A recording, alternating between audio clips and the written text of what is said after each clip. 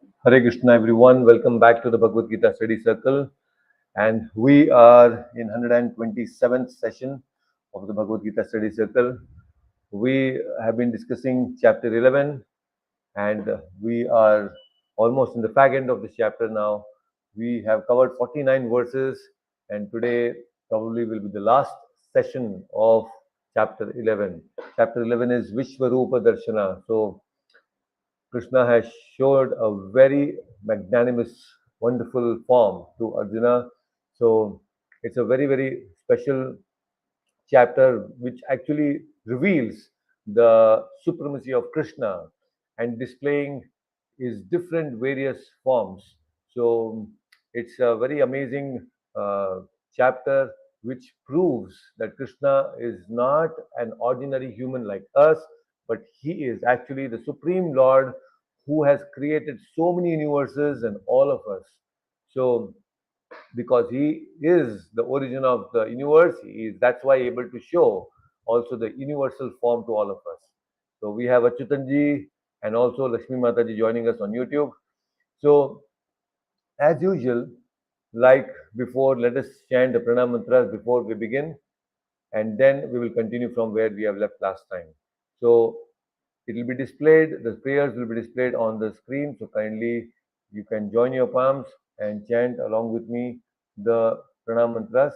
Let's dedicate this session to His Divine Grace, A.C. Bhaktivedanta Swami Prabhupada, who is the founder Acharya of ISKCON, and also my beloved spiritual master. So kindly join your palms and chant along with me. नमो विष्णुपादाय कृष्णप्रेष्ठाय भूतले श्रीमते भक्तिवेदान्त स्वामिन्निति नामिने नमस्ते सारस्वते देवे गौरवाणी प्रचारिणे निर्विशेषा शून्यवादी आस्यातदेशतारिणे जय श्री कृष्ण चैतन्य प्रभु नित्यानंद श्री अद्वैत गदाधरा श्रीवासादि गौरभक्तवृंदा हरे Krishna Krishna Krishna Hare Hare Hare Ram Ram Ram Hare Hare. Hare Krishna, everyone. I welcome once again all of you for the Bhagavad Gita study circle. Om Ajnanatimirandasya Jnananjanashalakaya Chakshurunmilitam Mena Tasmai Shri Guruve Namaha. We are discussing the beautiful verses of chapter 11, the universal form. Krishna has shown the very wonderful, magnanimous form to Arjuna, which was initially very exciting for Arjuna, but later it turned into wonder and then actually turned into fear. Because looking at this very fierce form, Arjuna was very, very fearful, and that he expressed in the previous verse also. He said that Mate Veta Ma Cha Vimudhab Bhavo Drishtva Rupam Ghoram Idran Mamedam. It is what type of Rupam? It is Ghora Rupam. Vyapeta Bhi Priti Manah Punastvam Tat Eva Me Rupam Idam Prapashya. So he actually said, Oh my Lord, this is a very horrible form which you have shown me now. I am totally perturbed, I am bewildered seeing this form. Now let it be finished. Enough. You have shown me this. I have seen the entire universe, but now I want to see you again back into the original form. So he's saying, with a peaceful mind, you can now see the form you desire. Krishna is saying. So he was very, very disturbed. Arjuna was very, very disturbed seeing this universal form, which was very, very fierce. But now he had requested Arjuna to please, show me your, be kind upon me and show me your original form. So that was the request. And now, with that request, let us continue from where we are left. Now, the focus is shifting from the Lord to Sanjaya. Sanjaya is about to speak. So let's see what Sanjaya says. I will chant the slokas myself today.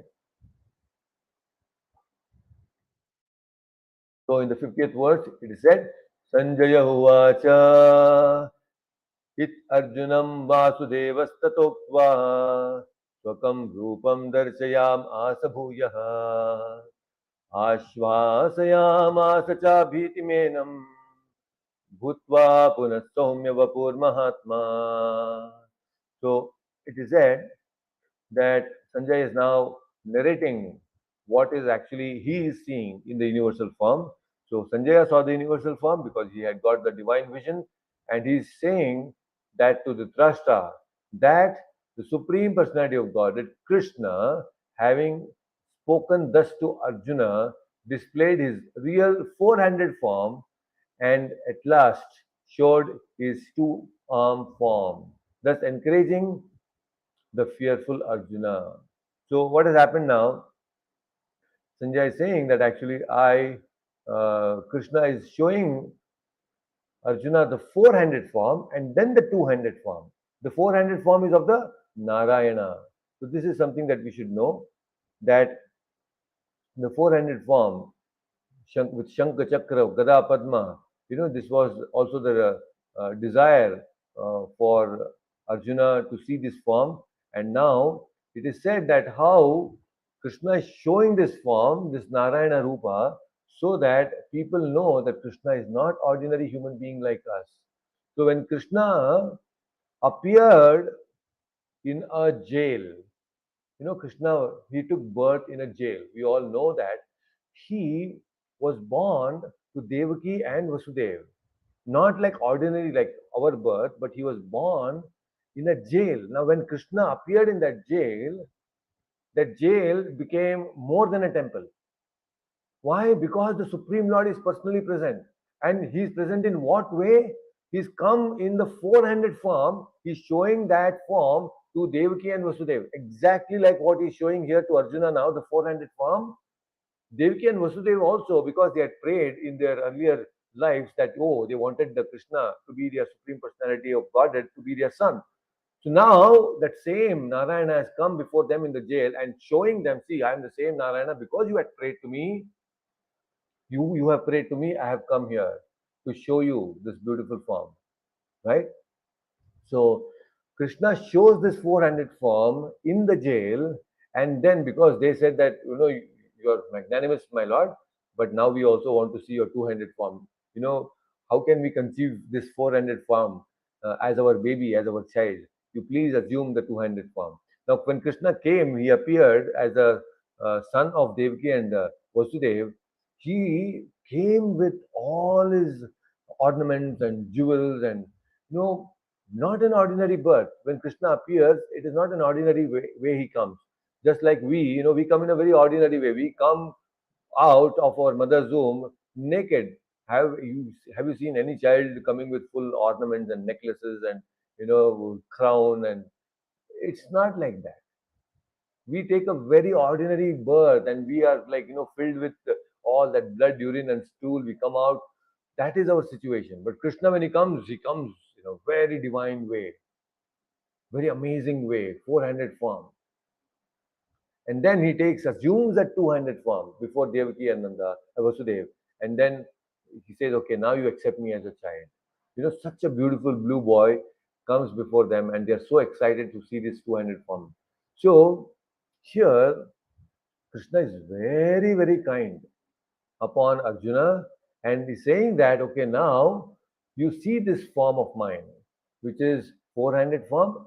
Arjuna is not interested to see the four-handed form, but because people in the future may have some confusion or some people may try to claim themselves to be God. So then, we can always ask any God, so-called gods today which are there in the world, we can go and ask them, please show your four-handed form if you're God. They'll not be able to show four-handed form. It's just not possible, right?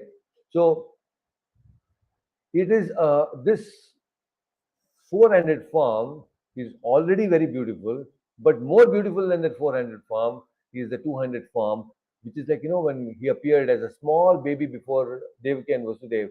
That is the Saumya Rupa, the most beautiful form. Children as it is, they are very beautiful. isn't it? Children, not just the human children, but if you go and even look at the piglets, small piglets, even they are so cute. You see the small puppies, even they are so cute. Any small babies, no, they're very cute. And now, what to speak of Krishna, who is the Supreme Lord, when he assumes that baby like form, how beautiful he will be, and Vasudeva and Devaki, they were so fortunate to see that small baby like form, that Saumya Rupa of Krishna. So, by seeing this 400 form and then the 200 form, so Krishna actually banished all the fear that was there in Arjuna. Arjuna was very fearful. He was trembling actually. He was perturbed. So, but now when he showed him that this 200 form, oh, he was very pacified. Very beautiful form. That's why Krishna's this beautiful form, this 200 form, is expressed very beautifully by Brahma himself in the Brahma Samhita. It is said that वेणुं क्वनन्तमरविन्ददलायताक्षां बर्हावतं समसिताम्बुढसुन्दराङ्गम् कन्दर्पकोटिकमनीय विशेषशोभम् गोविन्दमादिपुरुषं तमहं भजामि. So, Venum Kwanantamaravindalayataaksham. So, he's holding that Venu, that beautiful flute in his hands, and he's having that slight glances, very beautiful eyes Krishna has, that Dalayataaksham. And how's his form? Kandarpa Kotikamaniya Vishesha Shobham. His form is uh, cannot be compared to even thousands and thousands, not thousands, koti kamaniya. Even if koti cupids come together, that beauty cannot match the beauty of Krishna. So beautiful Krishna's beauty is. So very, very special, amazing, beautiful form of Krishna.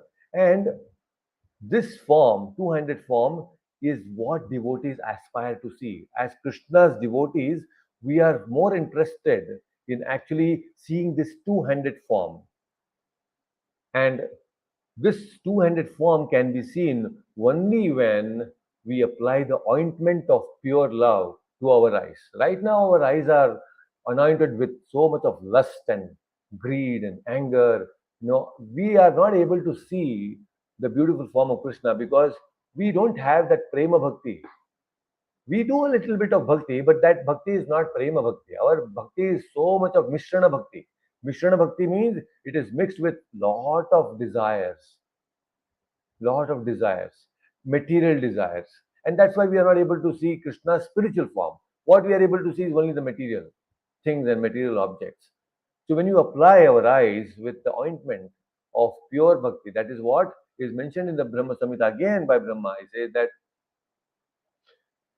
प्रेमाञ्जनच्युरितभक्तिविलोचनेन सन्तः सदैव हृदयेषु विलोकयन्ति यं चामसुन्दरमचिन्त्य गुणस्वरूपं गोविन्दमादिपुरुषं तमहं भजामि.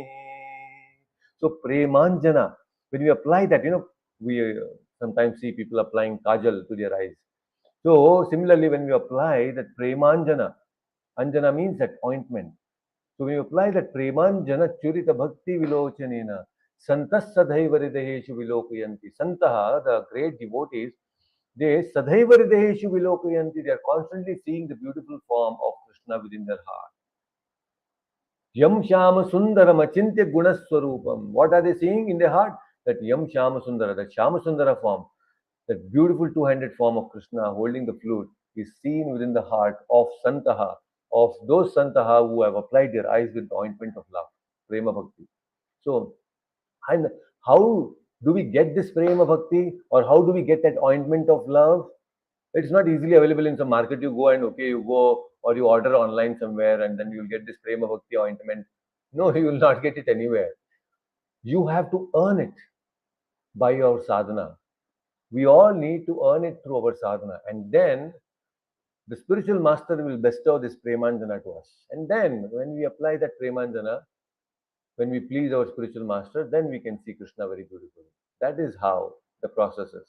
right? So very beautifully Krishna has explained this about the Premanjana Charita Bhakti Vilocana, right? So now, after Sanjaya spoke this to Dhritarashtra, telling him that now Arjuna has, Krishna is showing Arjuna the four-handed form, and then how he converted himself into a two-handed form. Arjuna is going to speak, and let's see what he speaks in the next verse. So Arjuna further speaks in the 51st verse. He says that Arjuna uvacha drishtvedam manusham rupam tava soumyam janardana idanim asmi samvrittaha sachetaha prakritim gataha. Translation, what it is? When Arjuna thus saw Krishna in his original form, he said, "O Janardana, seeing this human-like form, so very beautiful, I am now composed in mind, and I am restored to my original nature." So Arjuna is now very, very happy because now he's seeing the two-handed form, the human-like form. So many people think that, oh, we are assuming that Krishna has the two-handed form. It is because we have two-handed form, we think that the Lord is also having two-handed form. It is exactly opposite actually. It is not that because we have two-handed forms, we imagine that the Lord is having two-handed form. No. Actually, in reality, the Supreme Personality of Godhead, He has two-handed form. And that two-handed form is what we have assumed. Not that God assumes our form, but we have assumed that two-handed form. Krishna having two hands is not an imagination of, the devotees. It is actually the original form of the Lord. And why it is original form of the Lord? Because from that two-handed form, the four-handed form comes. And from that four-handed form, this universal form also comes. Right? So it is not an assumption. It is not that we are thinking that the Lord is being made, based on our form. In fact, in the Bible also it is said that the man is made in the image of God. What does that mean? That man is made in the image of God means what? We are actually the reflections of that Supreme Lord. A reflection cannot have four hands when actually the object itself is having two-handed form. So Krishna is Bimba, we are Pratibimba.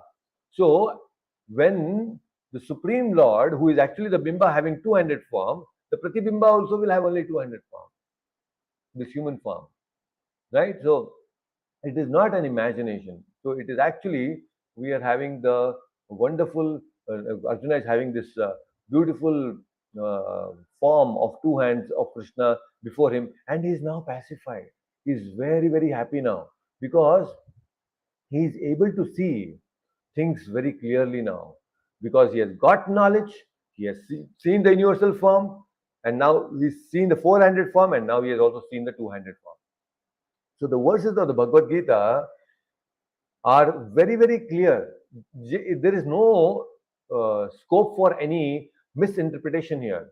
We just have to accept as it is the words of Krishna. Krishna, Bhagavad Gita, Vyasadeva is not, has nothing to lie. He's speaking truth. Satyam, Satyam, Param Satyam, Udbritya Bhujamuchyate. Vyasa is saying, whatever I have spoken is truth and only truth and nothing other than truth. So, why would Vyasa speak something which is not correct? He is speaking very clearly that he has a universal form which is material. Krishna has a four-handed form, Narayana, and he also has a two-handed form which is the original form of Krishna. So, some people misinterpret this and think that, oh, Lord is having two-handed form which is an imagined form. Bhagavad Gita, the verses in the Bhagavad Gita are actually, they are like sun. The verses in the Bhagavad Gita are like sun, which need not have any lamplight. Because what is the use of holding a lamplight before the sun? When sun rises, the lamplight will really have no meaning because it really cannot make any difference to the light that is present, to the ambience that we have with the light that we get through the sunlight, isn't it? The sun is so powerful. If you hold a small lamp light before the sun, it's not going to work. So many people, scholarly people, they think that okay, I can display my scholarly intelligence before Krishna's words. They are like lamplights. What they can actually speak, right? So that is what Krishna has spoken in the 51st verse. Arjuna has spoken. Let us now see the reply of Krishna to what Arjuna has just spoken.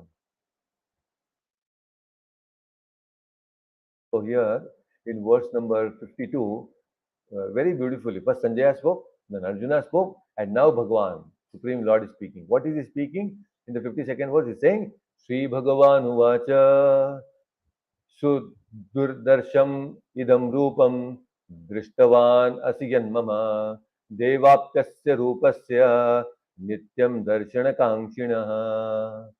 What does that mean? Lord is saying, the Supreme Personality of Godhead said, my dear Arjuna, this form of mine you are now seeing is very difficult to behold. Even the demigods are ever seeking the opportunity to see this form which is so dear. So, very interesting words again. So, this form, which form? The two-handed form, is very rare and very, very dear even to the Devatas because they are all willing to see this two-handed form. So mostly the Devatas in the lifespan of Brahma, they see so many forms of the Lord, and most of the forms are either four-handed form or very ferocious forms. But here, when we are talking about the Saumya Rupa, which is very, very rare, extremely, that's why it is said Sudurdarsham. It is used here, the word is used Sudurdarsham, indicating that Krishna's two-handed form is most confidential. Not everyone can see this two-handed form. So, all the Devatas, they all desire to see this form, very beautiful form. And this is also the evidence of this, that the Devatas come and want to see this beautiful form of Krishna is explained in the Srimad Bhagavatam. When Krishna was present in the womb of Devaki, Devaki was radiating like the sun. Just imagine the sun itself. The creator of the whole universe is there in the womb of Devaki, and she is so powerful now. Why she is so powerful? Because the creator of the universe is so big, and that creator of the universe, not just one universe, but multiple universes, is now present in the womb. So, what a uh, power that she has, that she is able to contain the whole universe within the womb. Devaki is so powerful, isn't it? That's why Brahmaji is coming and doing Garbhastuti. Very beautiful Garbhastuti is mentioned in the Srimad Bhagavatam. So all the Devatas have come there, not just Devatas, the Apsaras, the Gandharvas, the Kinnaras, the Siddhas, the Siddha Purushas, all various demigods, Devatas are coming and they're singing. Somebody is dancing, the Gandharvas are singing, the Apsaras are dancing. There are so many other Devatas who are actually praying. Lord Shiva and Lord Brahma, they're offering prayers. Indra is showering rains. All the Devatas are so pleased to see this two-handed beautiful baby form of Krishna. It is actually a marvel. In the whole of creation, we cannot see such a beautiful form. We are all attracted to different forms. We all get attracted to different beautiful people in the world. But Krishna's beauty is the most beautiful. No one can match the form of Krishna, right? So, although this form is not very easily available, they all waited, the Devatas, all different types of Devatas, they waited to see this form. Now, only Prabhupada is saying in the purport, foolish people may deride Krishna to be an ordinary person. How can God be impersonal?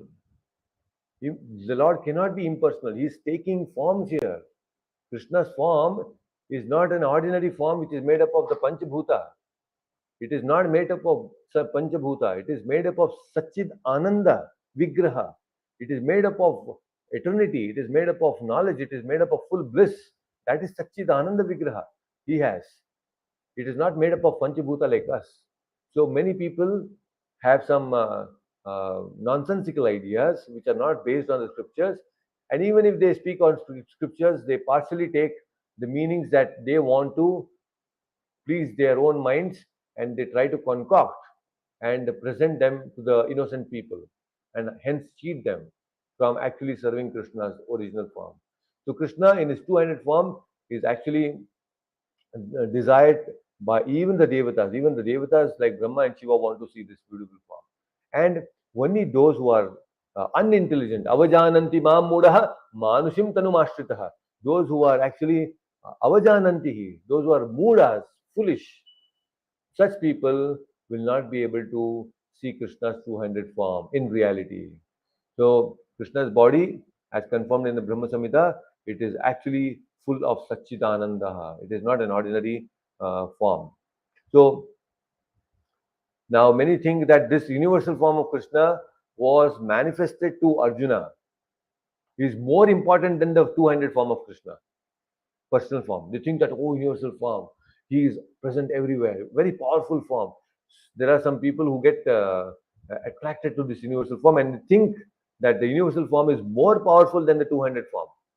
But according to them, uh, this personal form, two-handed form, human-like form of the Supreme Lord is imaginary form. It's like, they think that we are imagining it.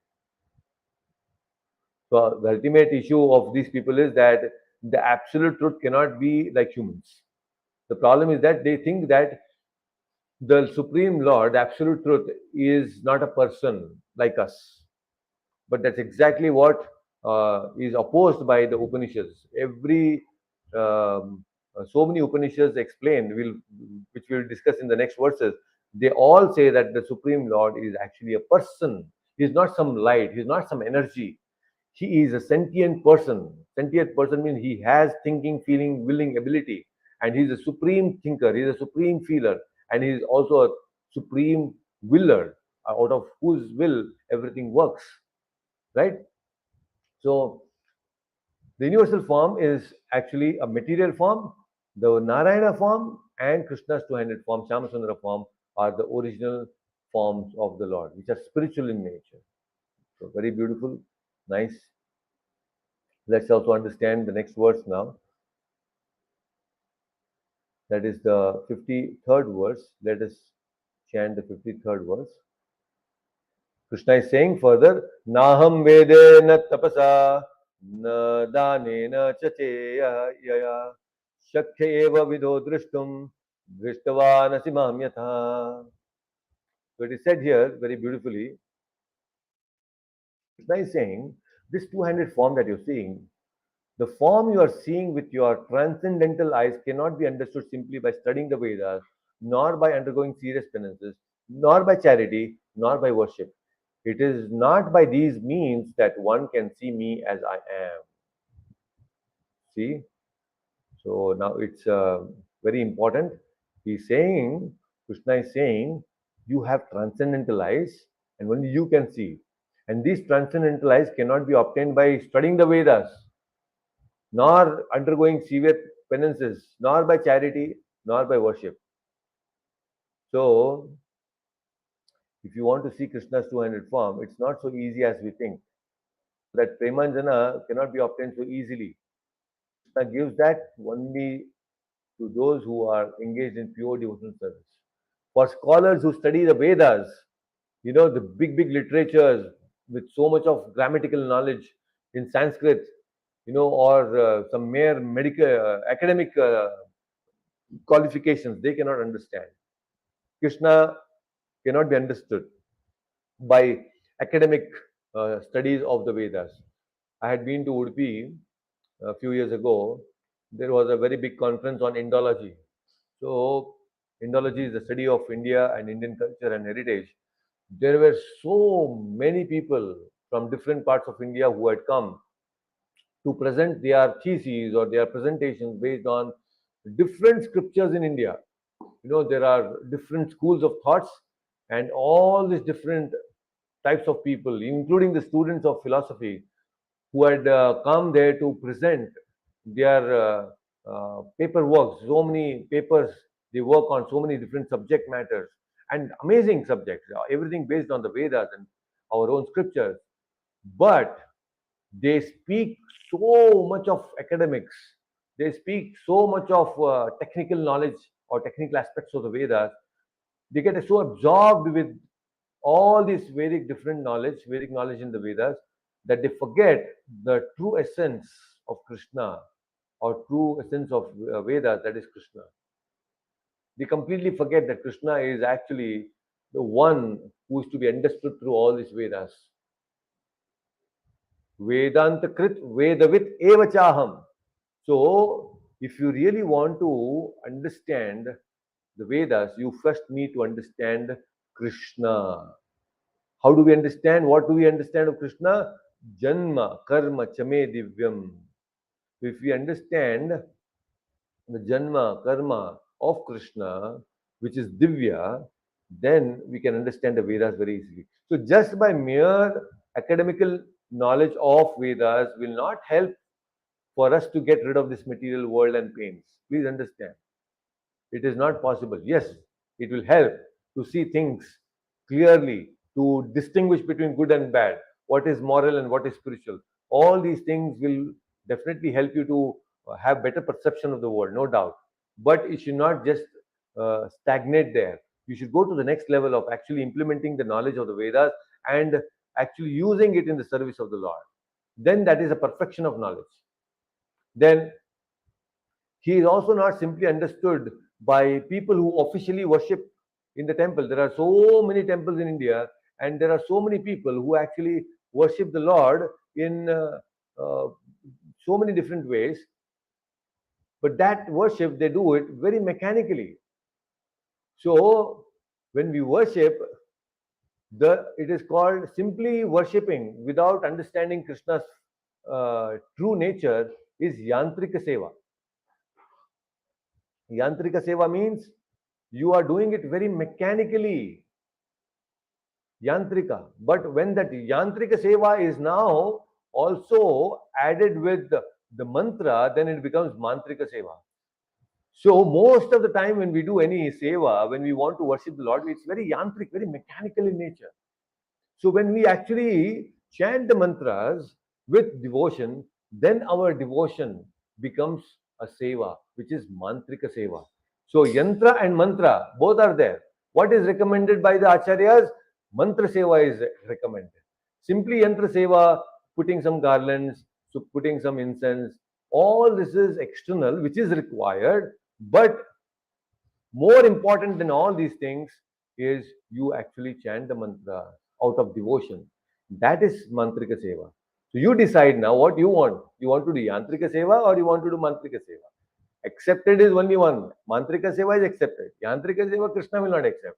Even for you, if somebody comes and very superficially comes and offers you some prasadam, or superficially gives you some tea and coffee at home, you know whatever it is, milk he offers very mechanically, and doesn't even speak one word to you. Just he keeps a glass of milk or some fruits, and then goes away without talking to you. It is so yantric, isn't it? You go to somebody's home and they offer you something, they don't even speak a word, they keep some few things for you to drink and eat.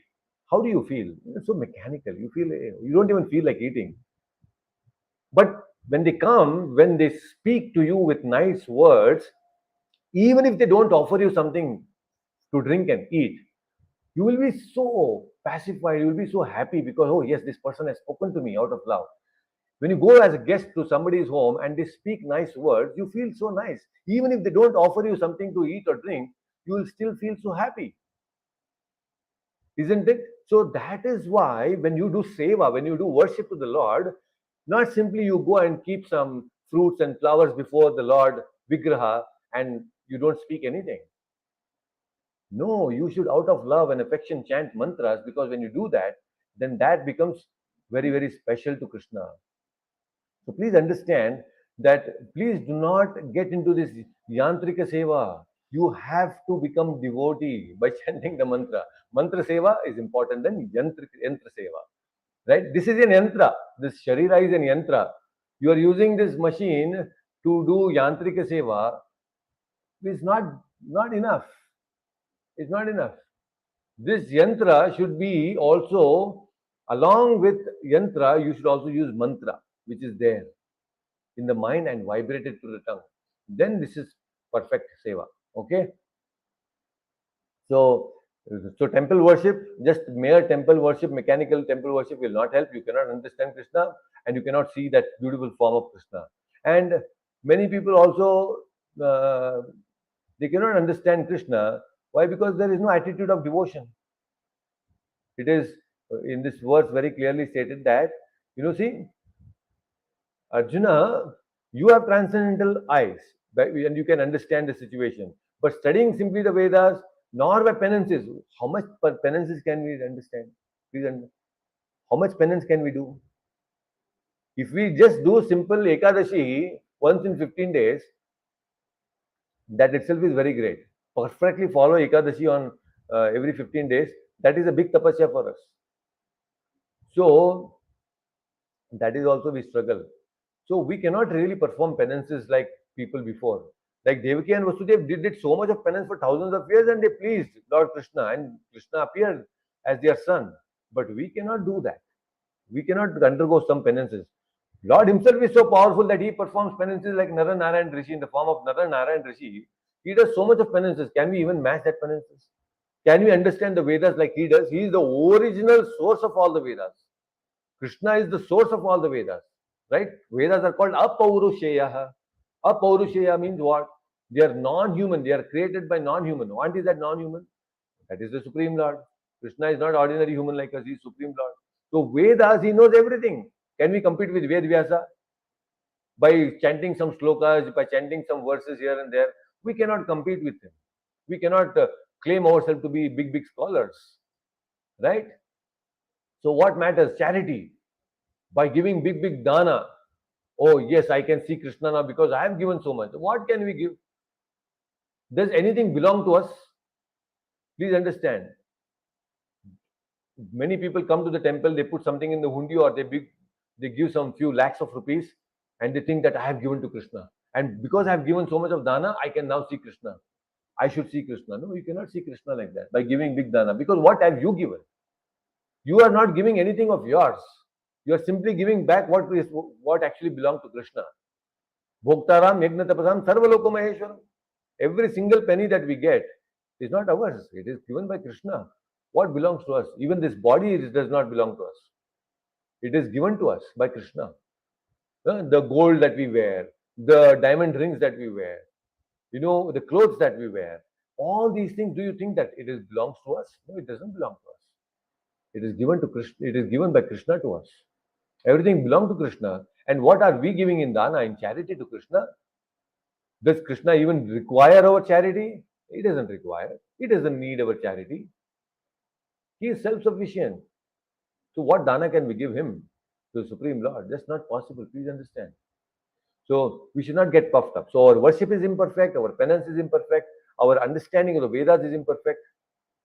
So finally, when we have come to this state, Krishna is saying, you cannot understand by me, by all these things. You have to understand through bhakti, and that is explained in the next verse. So let us chant the next verse, 54th verse. Bhaktya tvananyaya shakya aham eva vido arjuna jnatum drashtum cha tatvena praveshtum cha parantapa. My dear Arjuna, only by undivided devotional service can I understand, can I be understood as I am, standing before you, and can thus be seen directly. Only in this way can you enter into the mysteries of my understanding. So, if you want to understand or get into the mysteries of understanding Krishna, then undivided devotional service is the key, is the secret. That is how we can understand Krishna. How? By undivided devotion. Our devotion is divided. Why? Because, oh, I have to go and cook now. Oh, I have to take care of my family. I actually need to go to my office. I need to take care of so many other people. I need to take care also of watching certain, spend unnecessary time in watching some TV. Isn't it? So my devotion is divided. I'm not focused. There is no question of, undivided devotion. Our devotion is split. We have devotion towards TV, we have devotion towards family, towards husband, we have devotion to the wife and children, to the relatives, we have devotion to the boss, we have devotion to the company. Our devotion is divided, and little devotion out of that, if it remains, then we will give that devotion to Krishna. That is our situation. So this kind of condition, we actually cannot see Krishna. But when we actually assimilate all that devotion, which is now divided to so many things and people, when we concentrate and we bring that focus in giving that undivided attention to Krishna, then we can see Krishna as it is. Without any problem, we can see Krishna. That is how we are supposed to see Krishna through the Vedic literatures. All the experienced students in the Vedic literature, they can learn so much from Krishna. There are many rules and regulations mentioned in the scriptures. So if we can actually follow these different things mentioned in the scriptures, we will get that premanjana. We will get that premanjana automatically. We will be bestowed with lot of devotion when we follow the rules and regulations of the Vedas, and hence we can also get that divine vision. So to get that divine vision, we should follow what is explained in the scriptures in the parampara. So for many beginners in devotional service of the Lord, temple worship is recommended. You go to the temple, do some seva in the temple. Why? Because by actually going to the temple, you will get attached to the deities. You will get attached to the deities which are non-different from Krishna. That's why Prabhupada also mentions in the purport, he says that how in the Shvetashvatara Upanishad it is explained, Yasya deve para bhaktir yata deve tata guru tasyeta katita hi artam prakashante mahatmanaha. So when we actually, with unflinching devotion for the Supreme Lord, and which is directed by the spiritual master, it is like yata deve tata guru. We are not simply acting on whimsically, but when we are directed by a spiritual master in our devotion, then we can understand Krishna perfectly, and we are not going to do any speculation, without any speculation, following the words of the spiritual master. We will be trained, we will be trained to see Krishna properly as it is. So the personal forms, the 200 forms, the 400 forms are mentioned like before, Sudurdarsham. Why? Because they are actually not so easy to see, but now you are seeing them. Oh, Arjuna, very, very beautiful. Krishna further explained, Prabhupada is explaining in the Brahma Samhita that how there are so many different expansions of Krishna, all which emanate from the 200 form. It is explained that how the big universes are created by the 400 form called Mahavishnu. And in the Brahma Samhita, it is said that Yasyeka nishvashita kalamatavalamvya जीवंति लोम विलजा जगदंडनाथा विष्णुर्महांसि यस्य कला विशेषो गोविंदमादिपुरुषं तमहं भजामि. So all these different forms which are emanating from Mahavishnu, Vishnur Mahansi Yasya Kala Vishesho. And this Mahavishnu, from whom everything is coming out, is created by whom? Govindamadi Purusham Tamaham Bhajami. So Govinda is the original Purusha, Adi Purusha, from whom even the Mahavishnu is coming. And further Prabhupada gives even more fantastic examples from Gopal Tapani Upanishads. It is said, Satchid Ananda Rupaya Krishnaya Klishtakarine Namo Vedanta Vedyaya Gaurave Buddhi Shakshine. So it is said that how I offer my respectful obeisances unto Krishna, who has the transcendental form of bliss, eternity, and knowledge. I offer my respects to him because understanding him means understanding the Vedas. See, so very clearly it is mentioned. Understanding the Vedas means understanding Krishna means understanding the Vedas. So this is all very, very beautiful. So it is mentioned in the Gopal Tapani Upanishad. Further also it is mentioned again that in the same Gopal Tapani Upanishad, Eko Vashi Sarvaga Krishna Idyaha. What does that mean? that one Krishna is the supreme personality of Godhead and he is worshipable. Who is worshipable? Eko Vashi Sarvaga Krishna Idyaha. Again, further it is Eko Pisan Bahuda Jo Vibhati. So Krishna is one, but he is manifested in unlimited forms and expanded in incarnations. So that one Krishna becomes many, many. He assumes many different forms. So that one of the form, many spiritual forms and material forms also. And one of the material form is this Vishwarupa Darshana, and the spiritual form is the four-handed form. So, so very, very beautiful. So in elsewhere, Prabhupada is again explained, Yatra Krishnaksham Param Brahmanarakriti. The Supreme Absolute Truth is a person. His name is Krishna and he sometimes descends to this earth. See, the Supreme Person, what is he? He is actually a person. He has name Krishna and sometimes he comes to this material world. Oh, nice. So beautiful it is. Let's see. Not ordinary. Krishna comes in so many different forms. So we should understand the spiritual forms. So very nicely this has been explained. Prabhupada is further explaining that how this supreme form, there's a big debate on these forms. I don't want to get into the philosophical discussion right away because there are so many people who deride these forms. They don't understand that God can actually have a form. For many people, it is just indigestible that God can have a form and that too a two-handed form. So it's very rare. That's why Krishna is saying this is a confidential knowledge. It is not that ordinary knowledge, it's a confidential knowledge. So that's why Krishna, this form is accepted by Arjuna in the Bhagavad Gita. Param Brahma, Param Dhama, Pavitram Paramam Bhavan. Arjuna said, right, in the 9th chapter, he said that, you are the Param Brahma, Param Dhama, Pavitram Paramam Bhavan. Bhavan, you are the Supreme God. So we should accept what Arjuna is seeing and understanding. So let us go to the next verse, the 55th verse, which is the last verse of this chapter, Vishwarupa Darshana. Very beautiful verse, and this is very important verse also for all of us. One of the important verses in the Bhagavad Gita. Mat karma krinmat paramo mat bhakta sangha varjitaha nirvairah sarva bhuteshu yatta mameti pandava.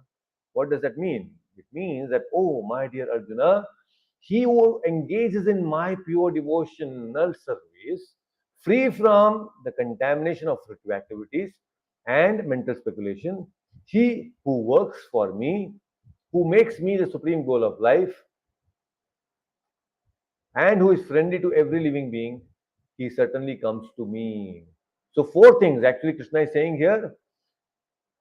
Those who are engaged in pure devotional service, they are free from the contamination of fruitive activities. Number one, they are free from fruitive activities, they are free from mental speculation, and they always work for Krishna and they make Krishna as the supreme goal, and they actually are very friendly to all living beings. They are very, very friendly to all living beings. So this has to be understood very nicely. So when we try to understand, we should know that you can see the two-handed form only when you are free from the contaminations of the mind. What contamination? Lust, greed, anger, pride, envy. So much is there in all of us, right? So all that disturbance which is created within the mind has to be removed. And the biggest contamination is that I want to enjoy the result of my actions. Krishna is saying you should become free from that contamination. What is the contamination? I have work, I should enjoy the fruits of my action. I go to the job, I should enjoy the result, all the salary, everything that I get, I should only enjoy. Fruitive mentality. Fruitive mentality means I do something, I should get some result, and I should enjoy that result. That is fruitive mentality. Krishna is saying you become free from this. If you have this mentality of becoming free of this contamination, then you can see the two-handed form very beautifully. Then, mental speculation. Like so many people, they mentally speculate, oh, Krishna might be energy, Krishna might be some light, Krishna is this, Krishna is that. Arey, why do you have to speculate something when it is so clearly stated in the Bhagavad Gita that Krishna has four-handed form, Krishna is actually showing the universal form, and Krishna is also having the two-handed form? Why do we have to speculate?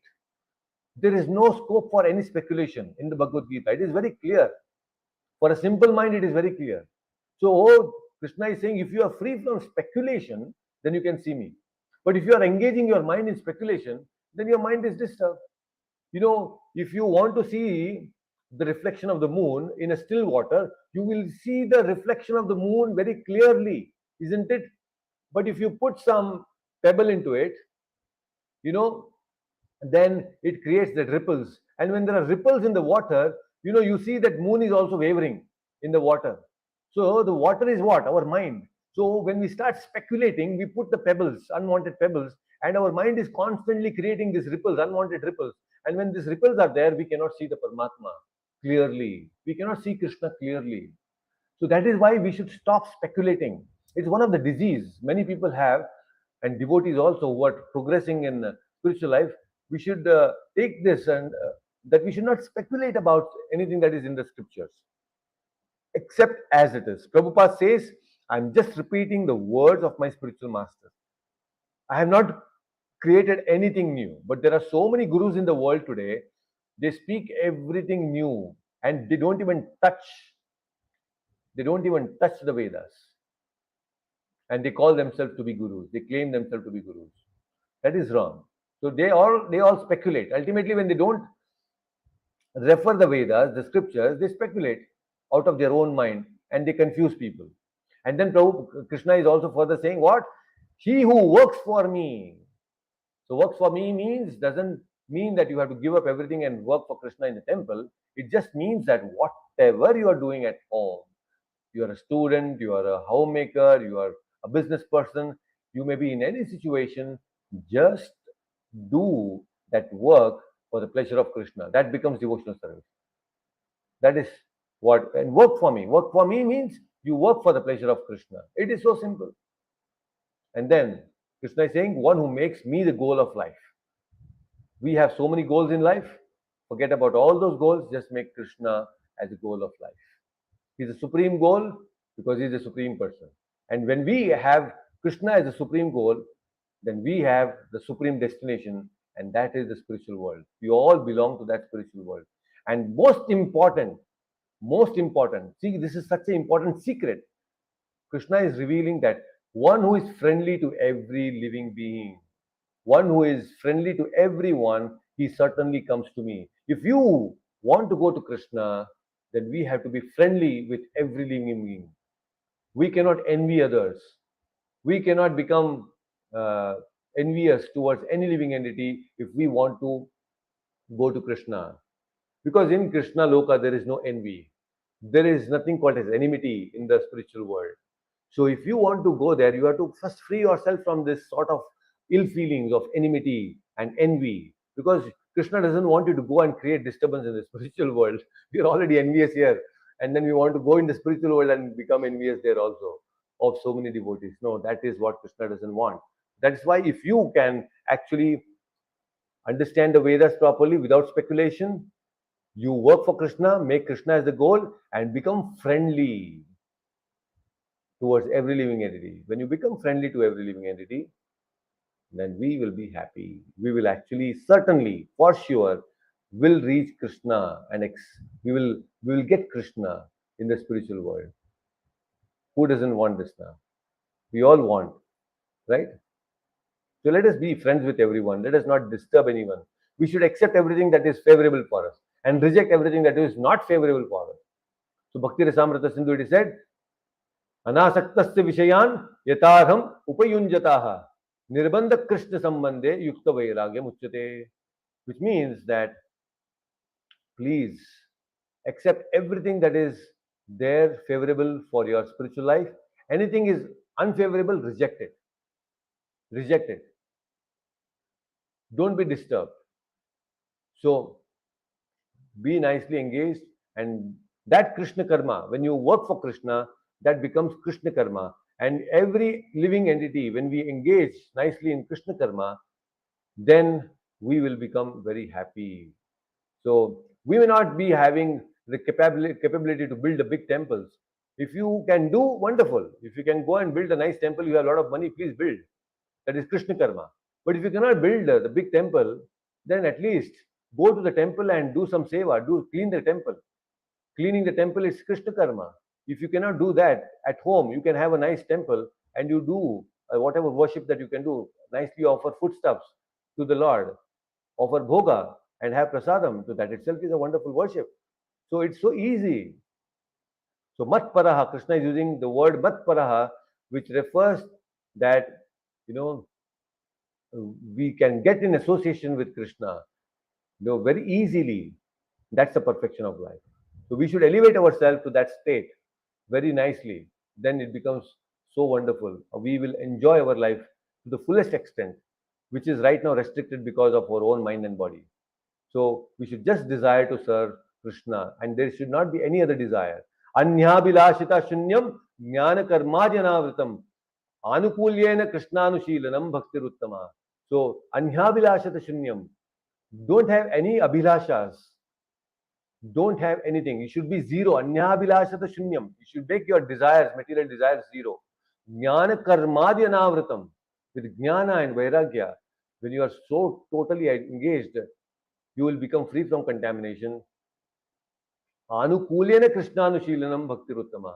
So, in the association of devotees, we can all become pure, and this sankalpa we have to take. That sankalpa that yes, I will always serve Krishna. Without any speculation, I will understand Krishna and I will be friendly with everyone. So that will be very, very helpful. Anukulasya sankalpaha pratikulasya varjanam. So anukulyasya sankalpaha, accept everything that is favorable, and pratikulasya varjanam, give up everything that is unfavorable.